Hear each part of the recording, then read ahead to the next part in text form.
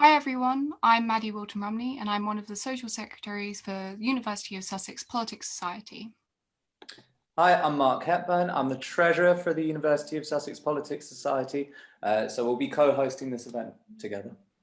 We want to welcome you all to our final event of the summer, and our speaker today is Claire Sugden, who is an MLA in Northern Ireland.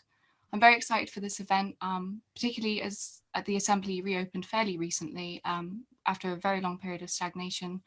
And I'm personally quite delighted that someone from my home country is here to shed some light on our past and politics. So the format for today's event will be around 40 minutes of questions between ourselves and Claire. And then what we'll be able to do is answer audience questions. So any questions you might have, please just leave them in the comments section, and we'll get to those towards the end of the event. So just an introduction to Claire herself. She was first elected in 2014 as an independent candidate to the NI Assembly as a member for East Londonderry, and Claire quickly established herself by being appointed to the contentious role of Minister of Justice. She's a rapidly rising star within Northern Ireland's politics, and she has been very vocal on many issues. Today we're very lucky as she'll be discussing a Good Friday Agreement, Irish reunification, Brexit, and a lot more. I'm therefore delighted to introduce Claire Sugden. Thank you, Maddie. It's my pleasure to be here. Lots of topics we could discuss. Northern Ireland is a really interesting place. It's like nowhere else in the world, as you would know. I'm just really interested for others to learn about it, because I do think there's a lot of value to be taken, not only from the challenges that we've overcome in our past, but also how we're trying to manage, particularly 20-25 years post Good Friday Agreement, and the challenges that Brexit will bring with that, and new conversations around Irish unification. So I'm really looking forward to the conversation. No questions are off limit. I can't promise I can answer them all, but certainly I will do my best to be as open and honest. That's the beauty of being independent. We don't have any party policies to adhere to. So, it's sometimes I like to keep an open mind, and I think we need more of that. Definitely. Are you happy to go straight into the question? Sure. Yeah. Okay. So, Claire, you managed David McClarty's campaign after his resignation from UUP, and he then became independent. You then won your seat and you became an MLA for East Londonderry. You then went on to become, as I said, the Minister of Justice. This is a very contentious position, as anyone will know if they know briefly some of Northern Ireland's politics. But I know myself, you're very busy during this time, as that's when I completed my work experience. So as an independent, how did you find managing this role? It was challenging. When you stand as an independent candidate, you don't ever anticipate that you will become a government minister. And indeed, in Northern Ireland, the only opportunity that an independent could become a government minister is the portfolio of Minister of Justice. It is appointed differently to the other government departments in Northern Ireland, in that it is a cross-community vote in the Assembly, which essentially means that it requires a majority of unionists and a majority of nationalists within the Northern Ireland Assembly to agree to that. Now, given the two largest parties are DUP and Sinn Féin, they both had the numbers to agree on that amongst themselves without any input from any political parties. I think in the 2 years that I was an MLA before becoming minister, I had built up good relationships with all sides of the community. I don't really see any other way to do it. I think, that's what politics is about. It's about representing and about working together. So I think on that basis, they were quite content for me to take that portfolio. It was contentious to an extent, myself getting that role. I was the first, community representative to get that role. So when you become an MLA in the Northern Ireland Assembly, you have to designate as a unionist, nationalist or other as per the Good Friday Agreement. I do believe that the people of Northern Ireland are best served within the United Kingdom. So I'm quite happy to say that I'm a unionist.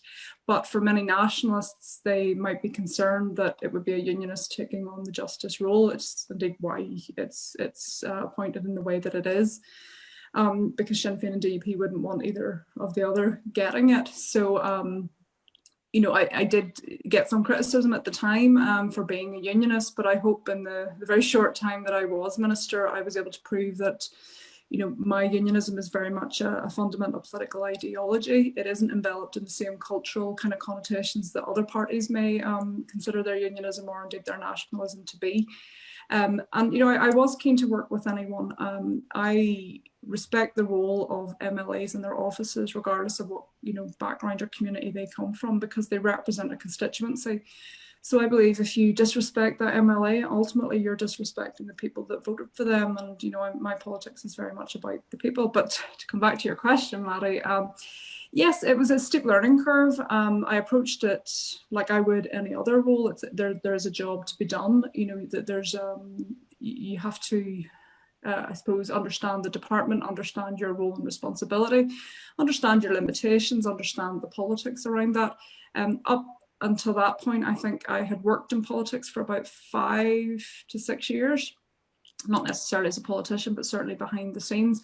So I wasn't necessarily coming into it inexperienced, and my education is in politics too. I have a BA in politics and a master's in Irish politics. But again, I think if you put people at the heart of everything you do and you try and work for their best interests, I don't think you can go far wrong. And bear in mind as well, the Department of Justice would have over 3,000 people working within it. So I certainly had an awful lot of support. And in a way, it was kind of nice to have that team of people around me, particularly as an independent. When you're an independent, it's me, myself, and I, and the people that work within my constituency office, as you will have saw. So everything that I do, I tend to do it on my own. So if anything, the Department of Justice was a breath of fresh air because I had an awful lot of people supporting me. But it was a challenge, not least because of the work and the responsibilities given the contentious nature of it. I think also because of the public profile that came with it. I also had a team of security around me because, again, Northern Ireland, and we still sadly have those underlying elements. So it was an adjustment personally, professionally, and even to this day, people would still recognise me as having that role. That's why I'm probably here this evening as well. But it was a privilege, and if it was offered to me again, I'm pretty sure I would consider taking it. I remember your security team. I remember when I turned up for work experience. I don't know why it didn't occur to me, but I did roll up and think, oh. Very odd. No comparison to that really famous TV program a couple of years ago out there. But yeah, odd experience. But you get used to it, and these are the sacrifices you make to be able to do that job. And as I said, it was a privilege. So. Okay, on to my next question. I do want to mention that I'm saddened to hear about the recent death of John Hume, who, for those of you in the audience that don't know him, he's regarded as an important architect in the Northern Ireland peace process and very much a key figure behind things like the Good Friday Agreement. But you were 11, correct me if I'm wrong, or at the time of the Good Friday Agreement. So did you understand why this was important, at that young age, and how did this shape your future? Gosh, it's a long time ago now. I suppose I would always say that you don't necessarily remember the words, but you do remember how someone makes you feel. I think from that period of time, I do remember that there was a feeling of elation, particularly around the Good Friday Agreement. I came from a unionist background household, and I suppose there was a lot of suspicion around the Good Friday Agreement, and there was a campaign to not support the agreement. But I suppose it's easier to reflect on it in hindsight than almost trying to think of where I was at the time. I do remember it coming through the letterbox, the agreement itself, very famous picture of a couple of families in a sunset. But there was some feeling of elation. It's strange to describe that time because being 11 during that period, I grew up with it. I grew up with the troubles that were happening in Northern Ireland. So it almost felt like a part of our life. My family worked within the security forces as well. So we were hearing stories, just as part of our home life and all of that, not least what we were seeing and hearing on the news. So in a strange way, it didn't really feel out of the ordinary, and it's only in hindsight now that we compare where we were then compared with where we are now, and we recognise that it really was a contentious time, and it was absolutely the right thing that needed to happen to Northern Ireland to ultimately stop the violence. And we're coming up to 25 years past the Good Friday Agreement, and we have come so far. We have a long way to go, but I think what we have to recognise is that the Good Friday Agreement got us to a really important place, in that it got us to peace, but there will be development in that, particularly now that the world has changed. There are other priorities. The context is different. So yeah, it's hard to describe where I was when I was 11 years old, but I do remember having a feeling of this being really important, and just sort of moving along with it. As I say, I think my interest in politics came from the fact that it was very natural to me. I always felt like it was part of my day-to-day life. And when I was looking at careers and trying to choose that path, that was where I always felt comfortable, oddly, given the nature of our politics here. But the Good Friday Agreement, it wasn't a perfect document by any means. It wasn't. It was a document that was almost created in a very pressurized and hostile environment.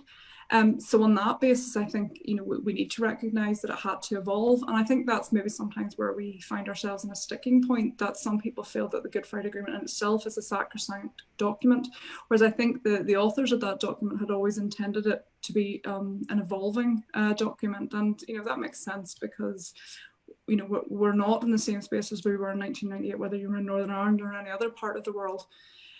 So I think if we're going to uphold the integrity of what that was supposed to mean, and the values, I think the core values of the Good Friday Agreement is what we should always remind ourselves on, and the actual detail in itself is what we need to continually work on. So on reflection, that is it's quite a difficult question. Well, it's strange to think you were 11 and you had that kind of environment around you. I was learning to do eyeliner quite badly, so it's very strange to compare the two, like that situation. My dad tells me stories when he was young, and it's a strange environment to grow up in, I'm sure. Strange, but I suppose it wasn't abnormal because we didn't really know any different. And thankfully, coming up to the Good Friday Agreement, there were a number of ceasefires and peace agreements happening. I suppose fortunate, if you can call it that I didn't see the worst of the troubles that had happened earlier on. So this, I suppose, looking back on it now, and particularly with the role that I'm doing and the role that I did a couple of years ago, it's almost quite surreal to think of the life we led then, and gosh, not really feeling that it was a bizarre, abnormal. If you took a fish out of water, if you took someone who didn't live in Northern Ireland and brought them over here at the time, I'm sure they would have had a very different perspective on it. I have my father's family comes from Yorkshire, and some of the conversations they would have with us really demonstrated to us that people had this really bizarre perception of Northern Ireland and what it meant. And I suppose outside looking in, it would appear like that, but it's home, and I wouldn't live anywhere else. And the Northern Ireland is a wonderful country. It's beautiful, and I encourage you all to come whenever we can travel a bit more freely, and you will really enjoy it. And most of all, it's because of the people here. It's like we fight amongst each other, but lovely. Yeah, we are. And if anyone dares say anything about us, regardless of what background we are, we get very defensive of that. But so yeah, we've come a long way, and it's home for me, and nowhere else will be home. So right, I will hand over to Bradley now. Bradley, sorry, Mark. Hi, Claire. So it's interesting to say, obviously, your politics is ever changing in Northern Ireland, and since the Good Friday Agreement, there's hopefully you've reached a kind of settlement between a lot of people that would have had much stronger disagreements. What's kind of big news for Northern Ireland very recently is that the Assembly has just reopened. So the Assembly was actually closed for 3 years, I think. And that seems really incredible. I mean, from an outsider's point of view, that's a very, very long time. So my understanding is that this was kind of spurred on by a scandal called the Renewable Heat Incentive Scandal. But this is kind of, it comes across as quite confusing, and it'd be really good to hear what your take on this is. What was the scandal? How did this come about? And what was the impact of having the government shut down for 3 years? Yeah, gosh, you know, when the executive collapsed in the beginning of 2017, it was bubbling along. I think that the issues were starting to manifest from, you know, the October previously. I don't think anyone saw that coming. You know, we were at a stage in our politics where everybody had been getting, you know, along together quite well. The DUP and Sinn Féin had agreed to go into government together without the other political parties, along with myself. That in itself was quite extraordinary, that they were quite willing to work together for the sake of good governance. And, you know, I was part of that government, and I would say that had that government not collapsed, it really did have opportunities to improve public services in Northern Ireland, because I'd always make the point in Northern Ireland that the DUP and Sinn Féin are not a threat to one another, because electorally the people voting for either party are not voting for each other. So if anything, they work quite well on that basis, and it's the other unionist nationalist parties that tend to threaten their electoral base, and that's what politics is all about. I would say RHI seemed to be the catalyst for the collapse of the executive in early 2017, but I would go as far as to say I think it was a perfect storm of events that probably go far further back over the years that maybe most of the public wouldn't have realised.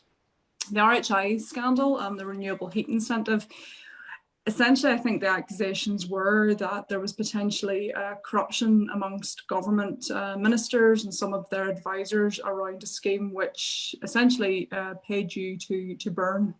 So the more you burned, the more you earned. You were given a certain incentive to burn a renewable heat so that it would make you money.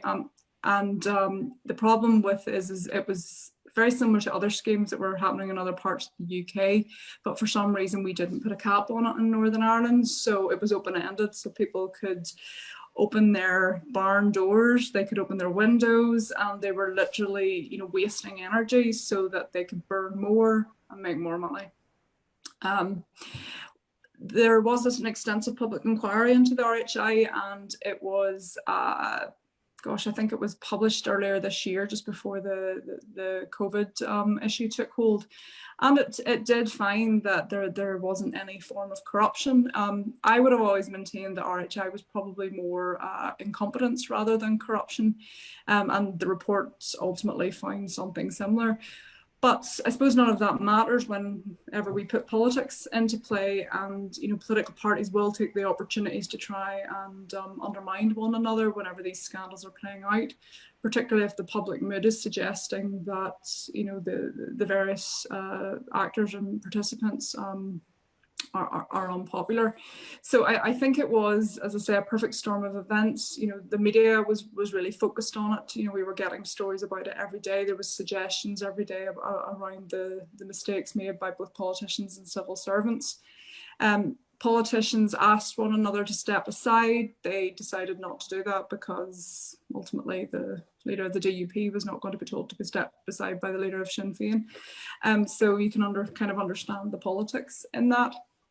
I think just another, you know, other things. Brexit was also, you know, had also happened during, you know, just before RHI became a scandal in itself, and I think that maybe slightly changed people's opinions and agendas, and I'm sure they would disagree with me on that. So RHI, I think, was a catalyst. I don't think it was the only reason as to why the Northern Ireland executive collapsed. I don't think any of us would have anticipated that it would have stayed down for as long as the 3 years. I mean, that's inconceivable. Northern Ireland was left without any decision making. When I was Minister of Justice, I had instigated a new piece of legislation around domestic abuse. That had all fallen to the wayside because the executive had collapsed. So literally people were dying because our politicians couldn't get their act together. So, you know, and I'm nearly surprised that the public allowed it to happen for as long as it did. They were terribly angry. It was a very contentious 3 years. On a personal level, it devastated me in a way, because I recognised the good work that we could do. I recognised the opportunities to do that, but without the Northern Ireland Assembly being able to sit, without an executive being able to take forward these new policies, we just weren't able to address anything. And I suppose every day there was a new story that, you know, we're not able to do this and we're not able to do that because there is no executive. And that really did kind of feed into the severe anger that the public had, to the point that on a personal level, I nearly grew a social anxiety around it and didn't want to walk through the town. And I must admit, I was working harder than ever, because whilst I wasn't able to progress policy in the Assembly, I was still still a constituted MLA, so I was still making inquiries on behalf of constituents. I was still writing to the departments. You know, I would always make the point that in the absence of ministers during that period, it was probably more important than ever that MLAs had to be performing their scrutiny role, because politicians weren't there to hold them to account from within. So MLAs had to ensure that they were holding them to account, albeit not through the normal parliamentary mechanisms of Assembly questions and debates, and so on.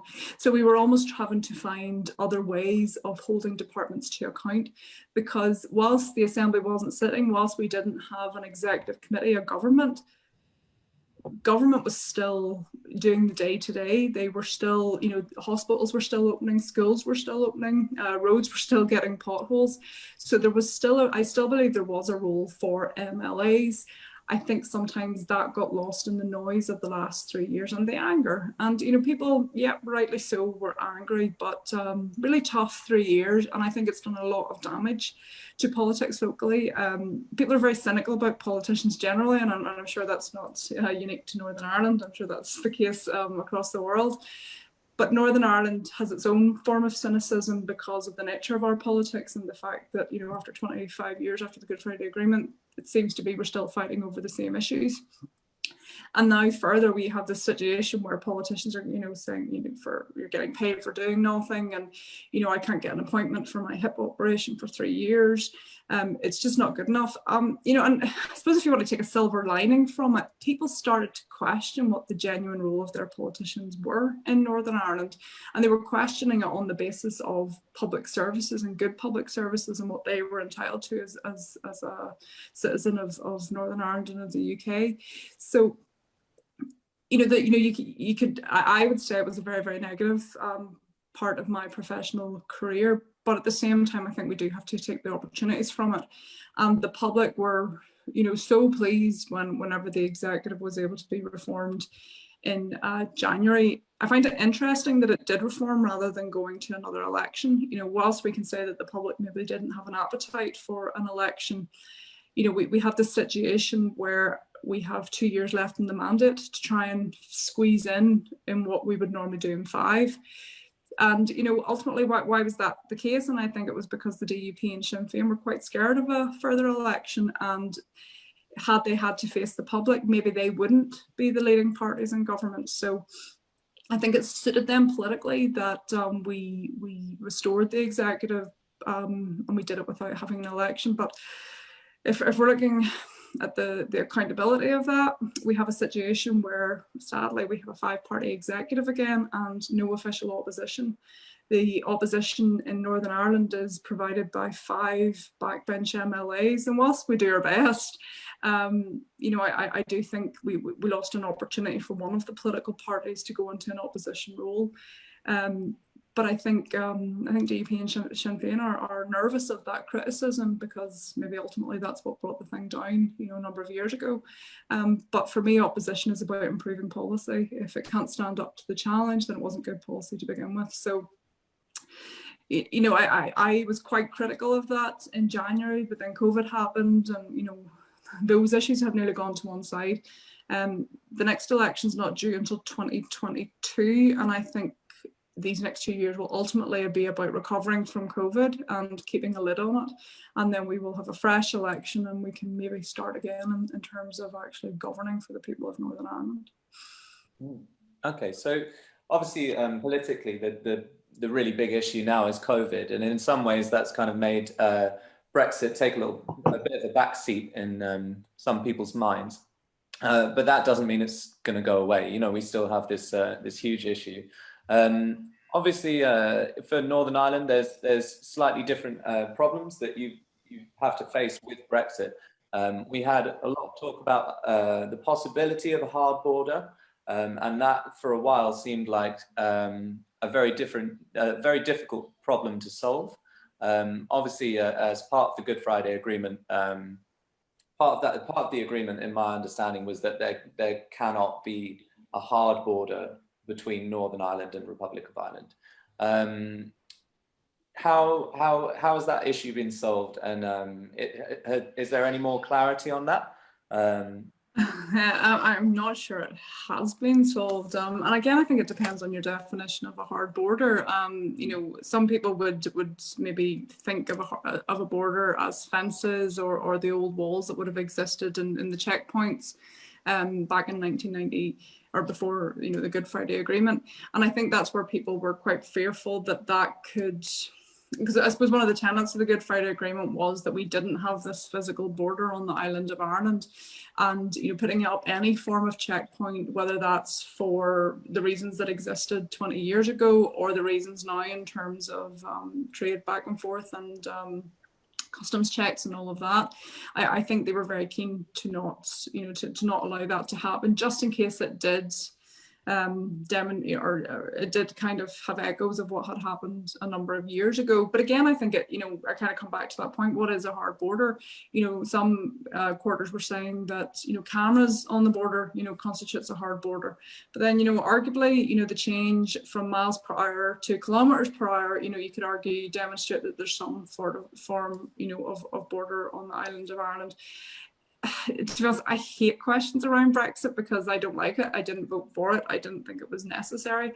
And I can never give anyone a straight answer around this because I'm not quite sure if there is any reassurances. And every day we're hearing of all the things that we were told wouldn't happening or potentially happening.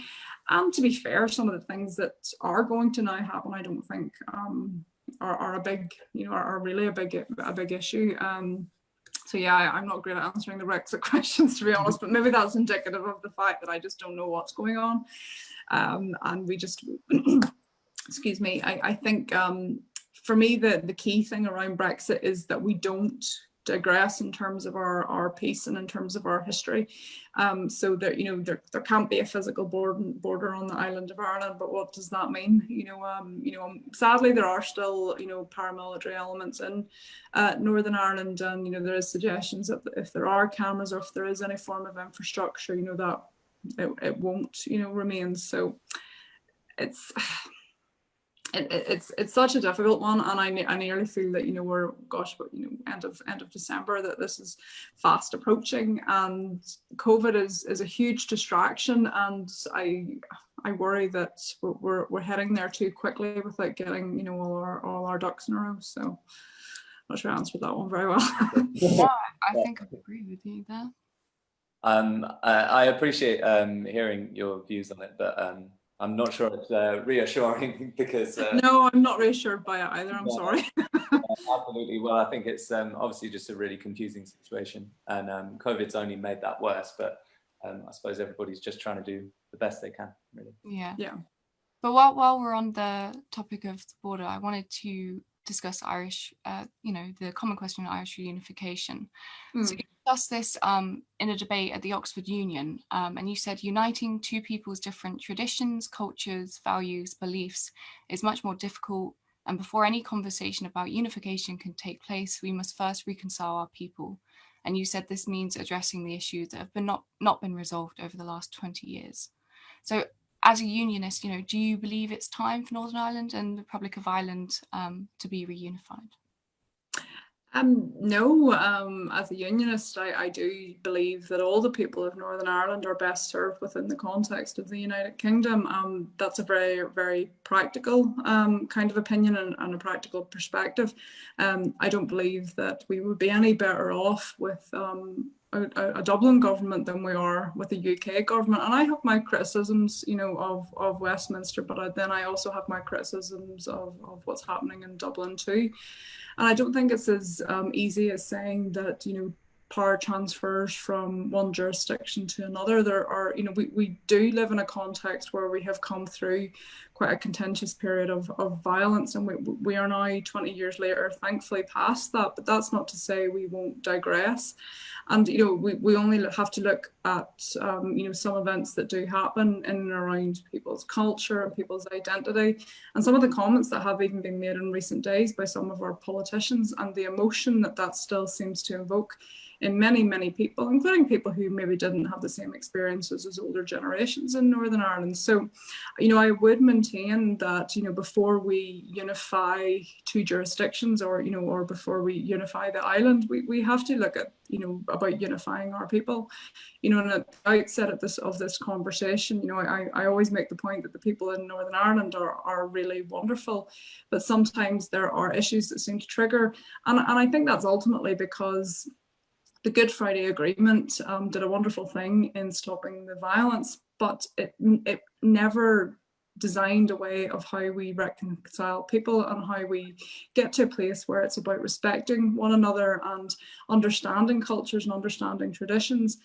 And I think that piece needs to happen before we can do something contentious as unifying the island. And on a practical basis as well, I don't see any rationale for it. For me, politics is about people and about providing good public services for those people.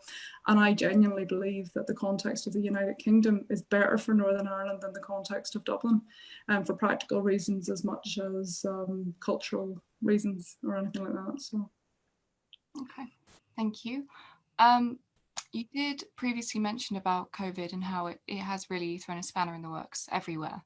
But do you think enough has been done to tackle it, specifically in Northern Ireland, as we do have quite a high population of elderly people as well?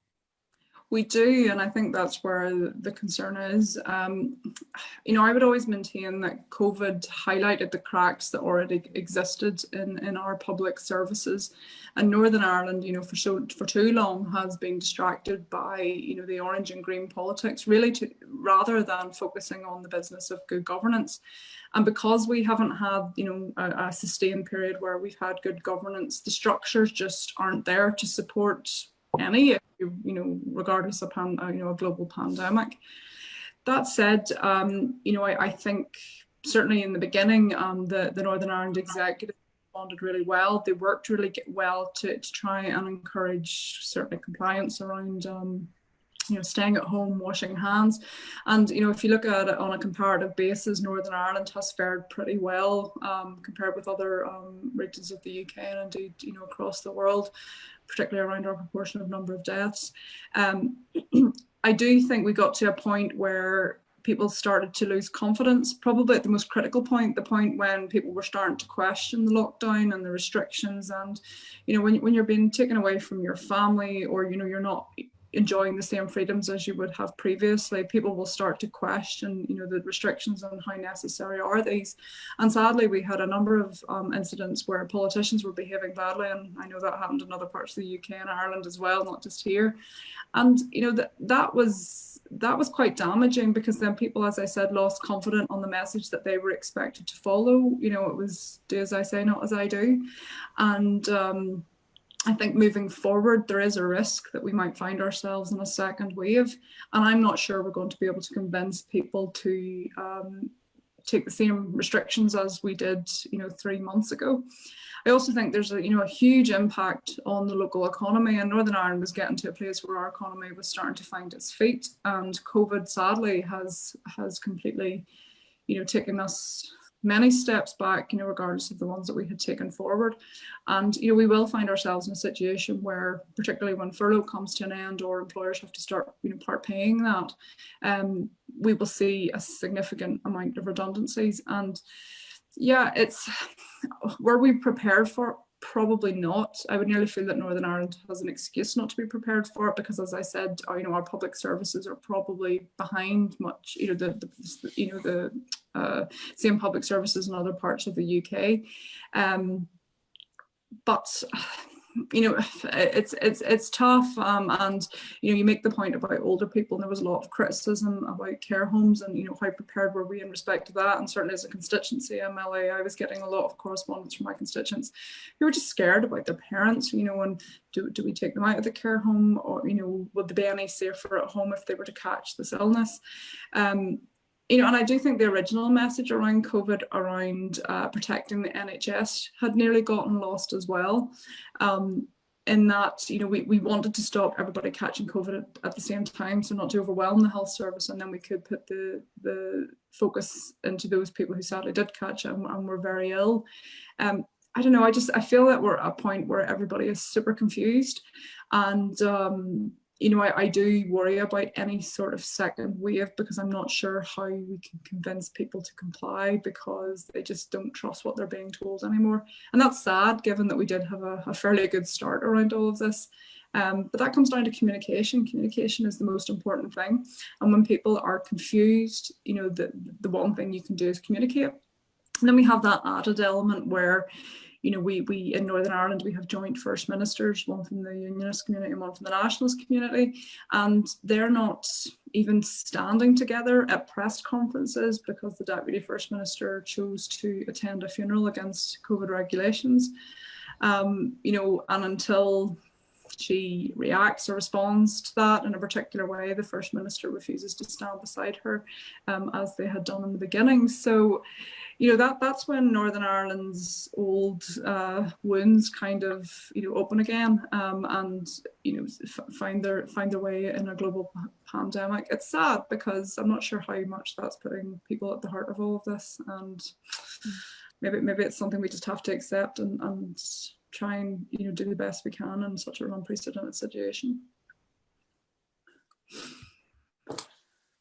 Okay, I'm going to take a little bit of a jump here, I think, and ask you about a subject that's obviously still going to be quite sensitive in NI, but is really, really important. And for outsiders, this is something that is sometimes quite hard to understand. Just talking to Maddie earlier, and I've heard this from other people I know, even in primary schools, you'll get that kind of religious divide. You'll get that kind of, are you Protestant? Are you Catholic? Is this something that you feel has changed a lot recently? Do you think there's less pressure, especially on children, to kind of conform to either group? Do you think this issue is going to kind of become a lot less pressurized in the future? I suppose in Northern Ireland, when we talk about religion, we talk about Protestant and Catholics, but are we really talking about the you know, the religious, the secular side to that, or are we, you know, talking about communities? And I would nearly say that when people, you know, say that they're Protestant or Catholic, they're almost talking about the community background that they come from. It remains an issue whilst we continue to segregate, particularly children. You know, our education system in Northern Ireland, you know, does still, you know, segregate children, and you know, that you would go to a Catholic maintained school or not, which means, you know, most Protestants are then going to another school. There's still a lot of socially deprived areas across Northern Ireland which would be divided by communities, you know, Protestant Unionist communities versus, you know, Nationalist Republican. So it still remains an issue insofar as those communities are not as integrated as they could be 20 years later. But then I suppose it's the public policies that we adopt that are not allowing them to be. You know, if we had more integrated schools within Northern Ireland, then it wouldn't be an issue. It's almost like we separate our children right up until, you know, post-primary school, 16 plus, and then, you know, they go to university together, and, you know, that's all fine. So why is it fine at that age and not fine once they're, you know, 5 or 6? I don't think it's anywhere near what it used to be before, and I think people are starting to reject those notions that they come from different communities. And indeed, the schools that wouldn't necessarily be official integrated schools, you know, children from all backgrounds are attending them. And I think, you know, certainly in my own constituency, I have a lot of schools that do a really good job in trying to, you know, promote integration and just try and respect difference, and I think that's really important. But yeah, there certainly is an underlying sense that still exists, and again, you know, one of the missing pieces from the Good Friday Agreement is that we didn't reconcile in the way that we were encouraged to respect one another. And you know, if we came from different backgrounds, you know, some kids were playing GAA and others were playing hockey versus rugby or Gaelic football or something like that. We didn't really reconcile around that in a way that maybe 20 years later we really should have by now. And sadly, there are still politicians who make fun of each other's culture, not in a fun way, in a sinister way, and that's really disappointing. You know, and I think that sends a message to people saying, well, you know, you are different from me and you're making fun of me, and that's not good. So it still exists. I don't think it's anywhere where it was, and certainly on the ground, from a constituency perspective, I'm seeing some really good work within schools, within community groups, where it's almost it's just part of our lives that, you know, that we're different and we can all work together. But it does remain contentious. And you know, I represent in a fairly rural North Coast constituency, so it maybe wouldn't be as prevalent in my area as it would be in Derry or Belfast. But you know, it's interesting because I'm seeing a lot of young people starting to focus on the social issues, like equal marriage and abortion, and you know, ensuring that everybody has opportunity and a house over their head. And they're rejecting the old green and orange, and that in itself will help unify people. And you know, that can only be a good thing. So time will be a great healer in all of this, and I do think we are seeing that over the last number of years. You know, we can be critical of Northern Ireland in 2020, but then we have to look at where we are now and where we came from. And you know, I think we have come great strides. So, and particularly in this era too, but it does still exist, to answer your question. Just you talk about, you know, that representation and reconciling our people. So that leads quite well into my next question. That do you think the politics of Northern Ireland is fairly represented in the UK media, or are we sort of sidelined? Gosh, I suppose I don't know, because I live in Northern Ireland. So you know, maybe that's a question I would ask you, Maddie. You know, living across the water, you know, is it fairly represented? Sometimes I think from a Northern Ireland perspective, we almost feel like the rest of the UK looks at us and, you know, as a burden. You know, issues with Northern Ireland again. And I would hope that's not the case. I would hope people would understand that, you know, we have had a very contentious history. We do play a valuable part of the UK, as much as other regions do, as much as Scotland does, as much as Wales does, as much as England does. And you know, it is a great place, and you know, I would hope that people will start to recognise that. But I suppose when the media is always feeding through the negatives of Northern Ireland, you know, sometimes people would nearly roll their eyes and say, what's happening over there again? Is it fairly representative? It did get a lot of attention, particularly around the Brexit issue, and certainly whenever the DUP held the balance of power under Theresa May's government at that time. I'm not really sure what people in other parts of the UK thought of Northern Ireland. I wouldn't say the DUP necessarily represents Northern Ireland. They certainly don't represent me.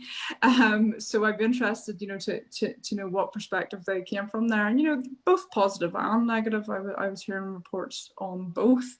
But, you know, I think certainly, you know, if they had forgotten about Northern Ireland, I think Brexit brought it to the forefront of their mind again.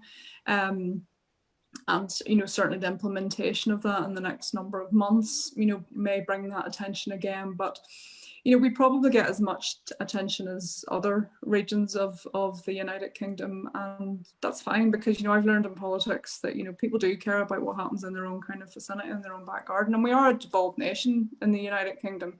So, you know, the core issues that matter to people on the ground, health, education, infrastructure, those are dealt with locally, and it wouldn't necessarily be the case that they would be discussed in other parts of the UK, as you know, for the same reasons that those types of issues are not discussed elsewhere if they're to do with Scotland.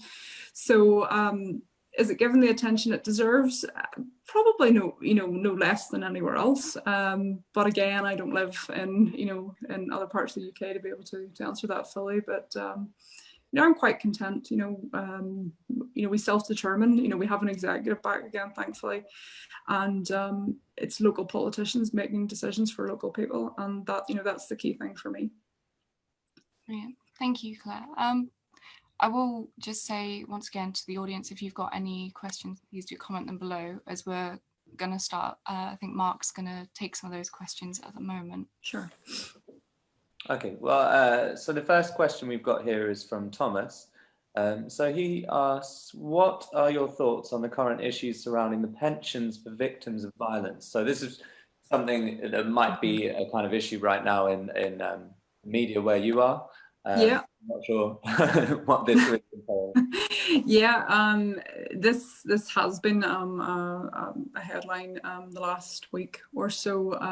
Essentially, a judge ruled that the executive office, which is the office of the First Minister and Deputy First Minister, was unlawful in not designating a department to deliver what they call victims' pension. And the problem is that the Deputy First Minister, who's a member of Sinn Féin, wasn't content that all victims, as she would put it, was going to be able to receive this pension. It's contentious because the victims that she was discussing were perhaps those people who would be responsible for the other victims and their victimhood, and she felt that they themselves had their own experiences of trauma and should be equally applicable for that pension. But the British government wasn't delivering on that, so she had refused to designate what is now the Department of Justice to deliver that pension. But as I said, the judge had ruled on that, and I believe had the Deputy First Minister not then taken her subsequent action to designate the Department of Justice, it could have led to her office becoming vacant. And when that happens, that means the executive collapses unless Sinn Féin nominate a new minister. So it has been quite topical the past number of weeks, last week.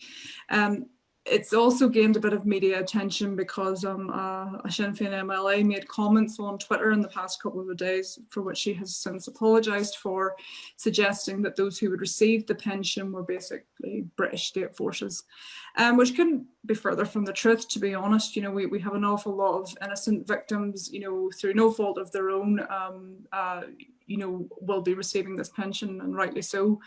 And, you know, to make those comments was deeply, deeply hurtful, because the fight that they had to get something that they should have gotten a long time ago to be then undermined by a politician in Northern Ireland really just wasn't helpful. And I'm being very mild in the words that I'm using.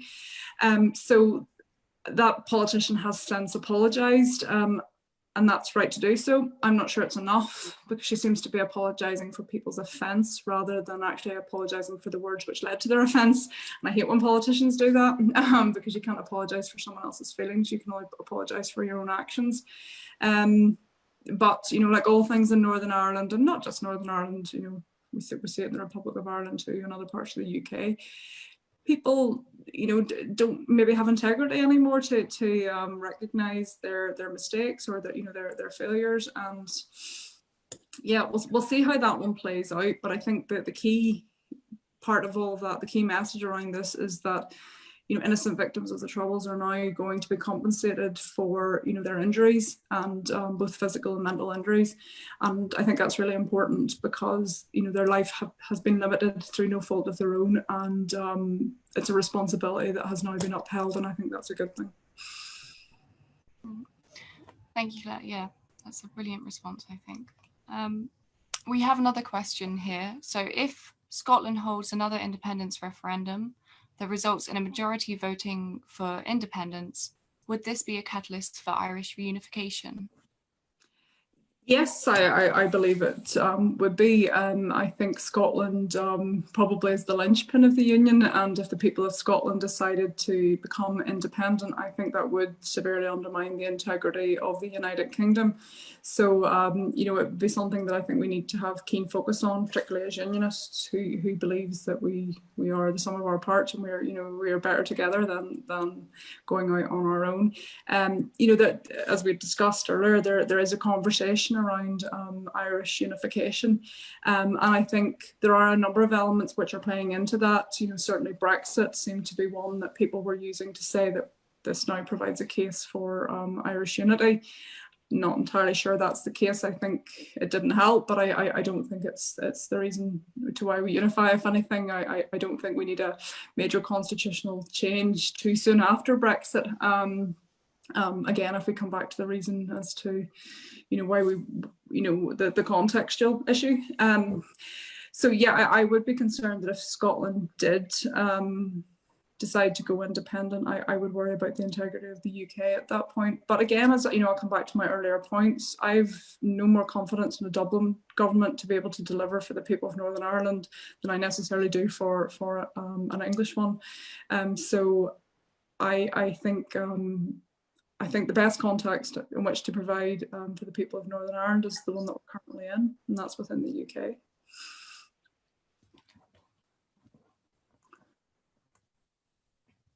Oh, 1 second. Okay, I've got another question here. So in 2014, you became one of the youngest MLAs in the NI Assembly. What advice would you give to students and young people who aspire to be politicians? So I became an MLA whenever my predecessor passed away. So we have a funny quirk to our system here that if a politician in the Northern Ireland Assembly either stands down or vacates the office through passing, they can leave someone else's name with the electoral office to succeed them whenever that role becomes vacant. So my predecessor was a gentleman called David McClarty, really wonderful individual, put people at the heart of everything he did. And he sadly passed away in 2014, and he had left my name with the electoral office to take on that role. He was an independent. He was previously a member of the Ulster Unionist Party, but decided to go independent and was successfully elected as such in 2011. So I felt it was important that whenever I succeeded him, that I uphold his independence, if you like. In that's what the people had voted for. They hadn't necessarily voted for me, but they had certainly voted for an independent. And that was tough. Our system isn't set up for independence. It's, I call the Northern Ireland Assembly a party house for very different reasons as to what other people would call a party house. And it can be lonely, as I had said earlier, it's me, myself and I and a very small team of people trying to deal with every issue. I'm my party spokesperson for health, for education, for justice, for, every issue going, so no, I don't share that workload with everyone. And sometimes I think there's an expectation that I need to have an answer for all of those things. So it's hard work, to answer your question. It's really hard work being a politician, but, if it wasn't, we wouldn't do it. You do need to grow a thick skin. You need to recognize that when people are challenging you, what context in which they're coming from. Everybody has their own lives and their own experiences, and they may not be revealing that whenever they're challenging you in a way which you're maybe, not too happy about. So I think, empathy is the greatest skill that I think anyone can have, and recognizing that we all have our own story. I'm a great believer that no one is born bad. I think we're a product of our upbringing and our circumstances and our surroundings. And, I think to be mindful of that whenever we engage with people, will take us to a very different place in how we respond to those individuals. I think and I gave you that whole kind of backstory because my set of circumstances, I'm not sure could be replicated because, someone passed for me to get that role. And then, my constituency is a very particular type of constituency. So it lends itself to electing someone like me, whereas maybe another constituency wouldn't. So if you are interested in politics, first and foremost, put people at the heart of it, because the hard job, it's not easy. You get criticised for it, and I think any sort of fulfilment comes from the fact that you're able to help others. That's certainly where I get mine from. I don't do it for any other reason. I wouldn't be doing it if it was for any other reason, to be honest. I think keep your passion where you are. I think these last 3 years, was personally very difficult for me, and I felt I lost a piece of myself, lost that kind of young, new, fresh MLA that I was in 2014, because I became Justice Minister all of a sudden in 2016. And, all of a sudden I became part of the system, and, recognise that there are realistic constraints within an office that maybe you weren't as free to say and do things as you maybe previously would as a backbench independent MLA. So I had to find myself again, and it has been a huge learning experience. Say I was one of the youngest MLAs. That was only 6 years ago. That feels like 20 years ago to me. And it is all encompassing. you know, it takes up an awful lot of your time. It's not a 9-to-5 job. You know, I'm waking up at 6:30, 7 in the morning, and I'm looking at my phone and I'm answering messages, and I'm staying up to 1 o'clock doing exactly the same thing. You know, a lot of what the public sees is probably the tip of the iceberg in terms of the role that I actually perform. And, you know, I would say as well, it's also emotionally quite a draining job, because you are taking on people's burdens so that they themselves don't necessarily have to deal with that too. So, you know, and all this sounds maybe negative, I'm not sure, but it's absolutely a privilege that people would trust you with, you know, their lives. And, you know, people tell me everything, you know, and they maybe just meet me, you know, within 5 minutes, they're sharing their life story. And that, you know, that's a really special gift. You know, so I would certainly not take that for granted. But as I said, you know, to be able to have that privilege, there is a lot of hard work behind it, a lot of determination, a lot of self-actualization. I'm getting a bit deep here now. That lot of self-awareness around this job. And, you know, if you're ever having a tough time, just bring it back to the reason why you do it, and that's for others. So yeah.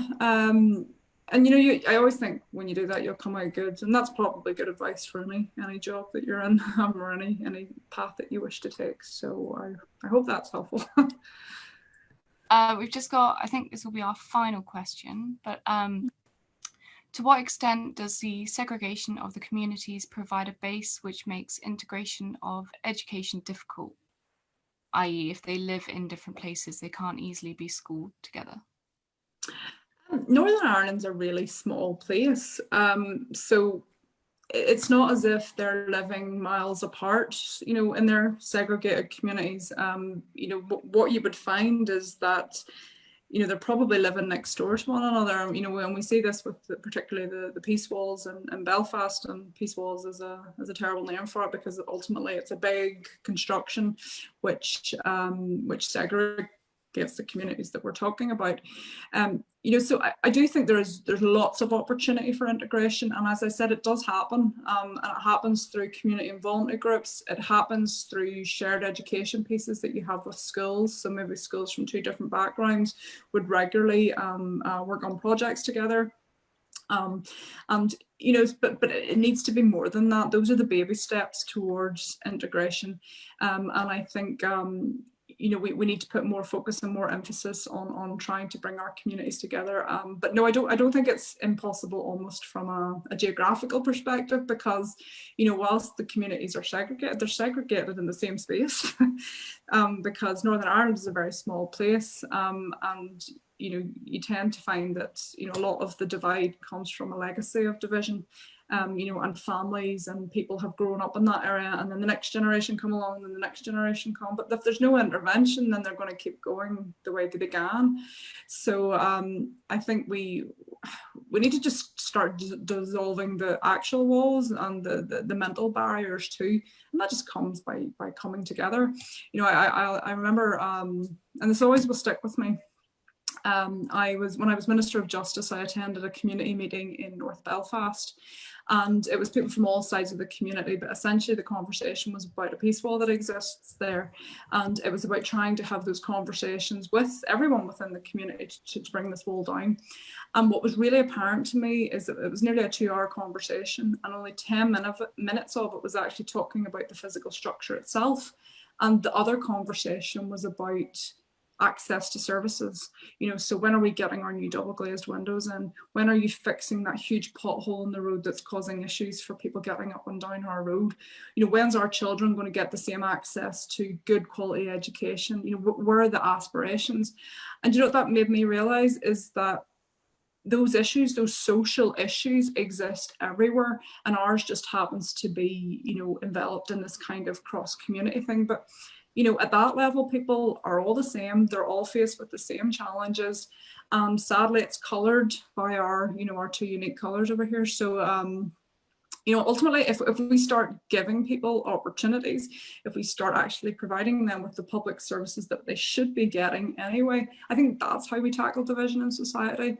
And I don't think it's necessarily anything to do with you know, our old kind of traditional labels. I think people just want to live happy lives. They want to provide for their families. They want to provide for their communities. And government needs to get its finger out in doing that. And then I think that's how we genuinely tackle segregation. Okay, thank you, Claire. I'm just getting into it there too. Yeah, okay, thank you so much. It's been really enlightening to hear about Northern Ireland and to hear about what's going on the ground. I'd also like to say thank you to Bradley for handling the stream as well, and everybody who's been watching, everybody who's given questions as well. Sadly, this is our last event of the summer. We've been hosting pretty much weekly events for quite a while now online, but we're going to take a little bit of a break and we'll be back at the beginning of term. So our first event is the 30th of September, which is Evan Davis, who you might know as the host of Newsnight, and he was also on Dragon's Den. He's a journalist and economist, so that'll be really interesting. And actually, we've got pretty much the whole term booked up, so we've got loads and loads of interesting speakers booked for that first term. So hopefully anybody who's been watching this would love to come and be involved in those as well. So we're really excited for all of that, and thanks again to everybody involved. And a big thank you to Claire. Thank you so much, Claire, for coming. Oh, you're welcome. My pleasure. Yeah, thank you.